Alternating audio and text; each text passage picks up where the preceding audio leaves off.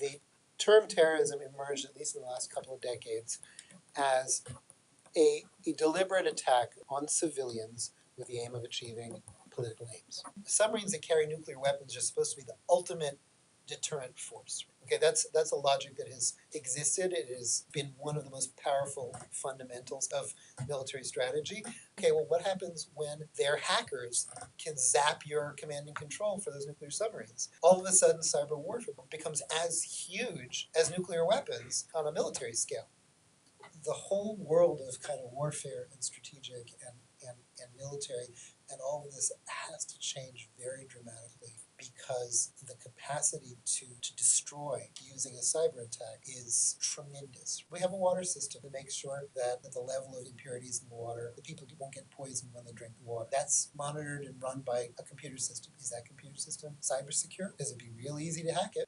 If it comes to a very serious cyber attack, everybody needs to know ahead of time what their authorities are and who's in charge. And the concern of many of the military leaders that we've spoken to is the answer is kind of everybody's in charge, and therefore probably nobody's really in charge. And if we're in a crisis, that is going to be a problem. And if the authorities are not clear ahead of time, then we're probably not going to be able to adequately prepare and defend the nation from a major cyber attack.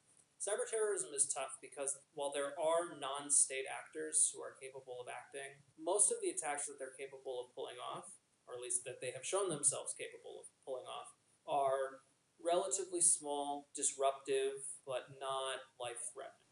The really big attacks, the attack that just happened in Ukraine a few weeks ago, for example, that attack was almost certainly state-sponsored. There's a reason why, for example, the NSA has so many employees, and then why our military has so many people invested in cybersecurity. While cyberterrorism is certainly a concern, and there's a lot of people working on it, the focus is really on either state-sponsored or state-perpetrated cyber attacks.